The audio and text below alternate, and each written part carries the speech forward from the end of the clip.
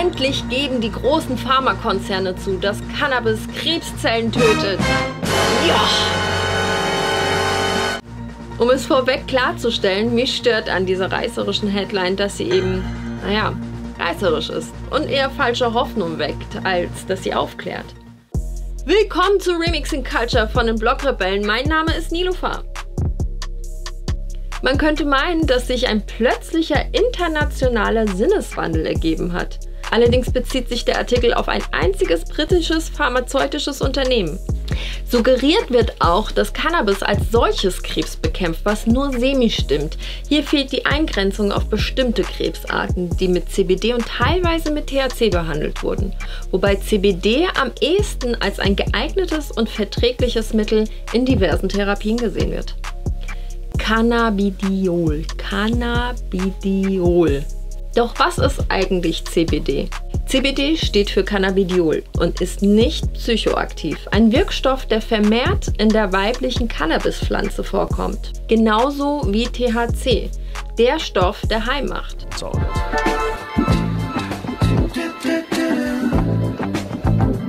Und das ist auch das Problem, welches sich ergibt, wenn es um den Anbau und den Handel von CBD geht. Hierfür hat man EU-weit sich auf bestimmte Auflagen geeinigt, wer wann und wo Cannabis zum medizinischen Zweck anbauen darf. Der private Anbau bleibt nach wie vor illegal.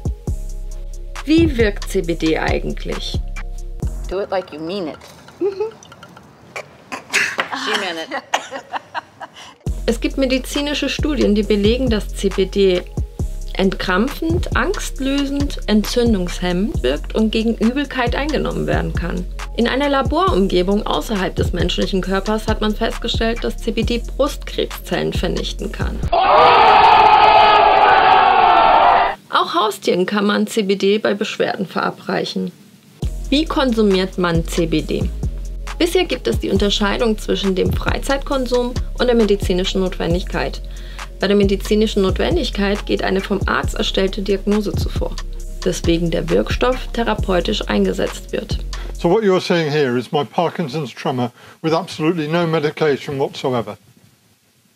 It's now 20 minutes since I self-medicated with approximately 30 milligrams of marijuana, which is just a small pinch, taken using a vaporizer. And you can see that my tremor has calmed down significantly. Das Bundesinstitut für Arzneimittel und Medizinprodukte erkennt nur ölige Cannabidiol-Lösung als arzneilich wirksam an. Dennoch kann man CBD derzeit auch in Blütenform, Creme und Kapseln erhalten. In Deutschland und in einigen Ländern der EU gilt CBD-Öl als Nahrungsergänzungsmittel. Macht CBD abhängig? Die WHO hat im letzten Jahr einen Report veröffentlicht, in der sie ganz klar ausdrückt, dass CBD nicht als Rauschmittel zu klassifizieren ist, weil es eben nicht high und abhängig macht. Wo bekommt man das Zeug her? Diverse CBD-Hersteller und Vertreiber sind innerhalb kurzer Zeit wie Pilze aus dem Boden geschossen. Einige Händler sprechen sogar von einem Boom auf dem Markt, was zur Folge hat, dass schwarze Schafe CBD als Wundermittel verkaufen. Wer sich für ein Produkt interessiert, sollte hier auf der Hut sein, welche Versprechungen gemacht werden. Was Verkäufer und Hersteller offiziell nicht machen dürfen, ist eine medizinische Beratung oder Versprechungen zu geben. Wenn ihr also akute Probleme habt, solltet ihr einen Arzt aufsuchen, der mit CBD arbeitet. Nun will man vielleicht wie ich nicht wegen Menstruationsbeschwerden direkt zur Frauenärztin. Ich habe mich für ein Produkt entschieden, welches in einem Drogeriemarkt online zu erwerben ist, weil ich weiß, dass dieser Verkäufer hohe Qualitätsstandards hat. Kürzlich gab es sogar in einigen Berliner Spätis CBD-Blüten zu kaufen. Allerdings wurden diese von der Polizei einkassiert, weil die Rechtslage hier in Deutschland noch nicht geklärt ist.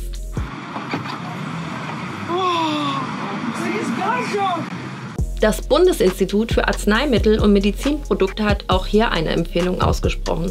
Es empfiehlt die Unterstellung unter die Verschreibungspflicht. Was hält jemand, der sich mit dem Thema auskennt, von CBD? Für mich persönlich ist CBD echt ziemlich cool. Ich habe das auch als Öl eine Zeit lang viel genommen zum Arbeiten, aber auch so zum Pennen und runterkommen und so. Ich finde es auf jeden Fall sehr gut, weil ich vertrage leider kein THC mehr.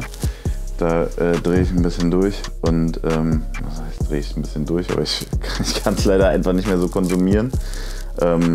Aber der entspannende Effekt des CBD ist auf jeden Fall richtig gut. Und ich kenne sehr viele Leute, die damit auch ihren THC-Konsum senken konnten und das teilweise komplett ersetzt haben.